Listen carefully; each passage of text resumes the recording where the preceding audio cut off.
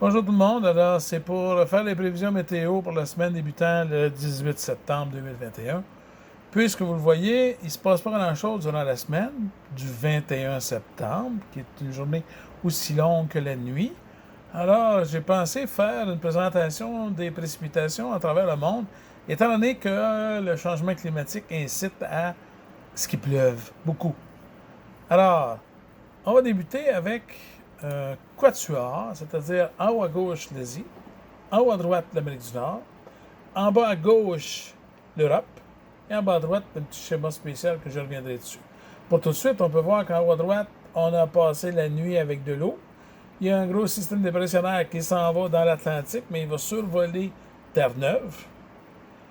En Europe, il ne se passe pas grand-chose, on va y revenir tantôt. Alors qu'en Asie, le sol en haut à gauche est débordé, dégorgé d'eau. Ils ont déjà des problèmes avec l'ouverture des vannes, des barrages hydroélectriques.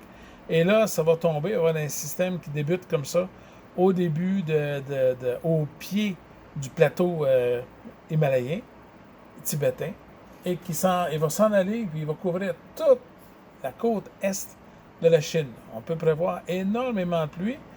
On va y revenir parce qu'il ne cesse pas de mouiller. En bas à droite, ce qu'on a, c'est les précipitations d'eau pour les 10 prochaines journées.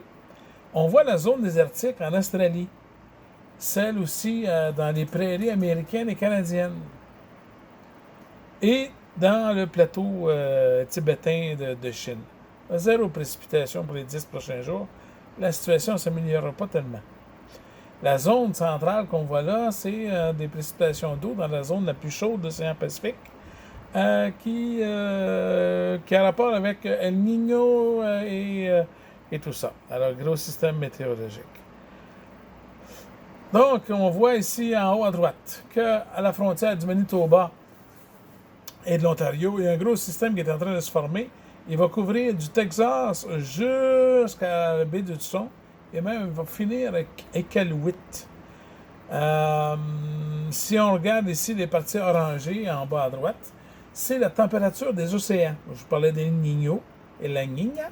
Alors ça, c'est les températures de la surface des océans. Et on peut voir en détail les courants. Bien sûr, vous pouvez tous aller voir ça sur Windy, qui est sur Google ou une application Android. On en va en Europe parce que là, il commence à faire un peu plus mauvais. On est en entour de mardi. Alors, si vous allez en Europe mardi, l'Europe du Nord va pleuvoir. L'Islande va y goûter, mais tantôt, ça va être le nord de l'Europe un peu plus. Je m'en vais à droite, ça nous concerne, en Amérique du Nord. Tu as le fameux système qui part de Iqaluit puis qui descend jusqu'en Virginie. Il va nous passer dessus, mais avec presque pas de précipitation par rapport à la grosseur du système. Il va surtout rester à New York, il va passer à New York.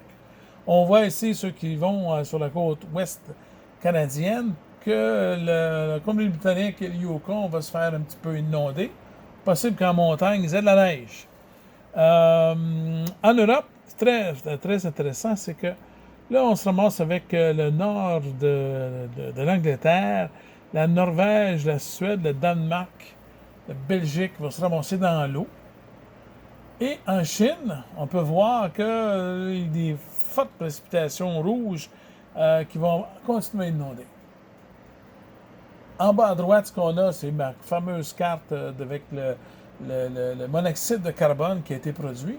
On voit que la Chine est toujours productrice de monoxyde de carbone et que l'Himalaya est une frontière difficilement franchissable par le monoxyde de carbone produit en Inde.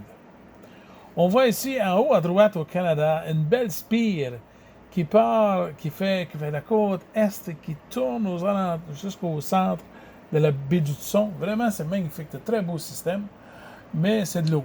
Et ça va être vendredi prochain. Et ça va couler. Dans la fin de semaine prochaine, il y a deux systèmes, un vendredi et un lundi, qui vont passer. Alors qu'en Asie, de fortes précipitations immenses, et ils vont s'en aller jusqu'en Corée du Sud pour se rendre jusqu'au Japon. Et si on va en Europe, dans l'Europe du Nord, il va pleuvoir. Il va même neiger en Islande. La côte norvégienne va être submergée par de la neige. Alors tout ça pour vous dire que vous pouvez passer une belle semaine tranquille au Québec. La précipitation devrait arriver, le mauvais temps devrait arriver la fin de semaine prochaine seulement. Et étant donné qu'on n'est pas au début de la semaine d'octobre, moi, on va pouvoir aller faire un tour, voir les feuilles tomber. Salut bien!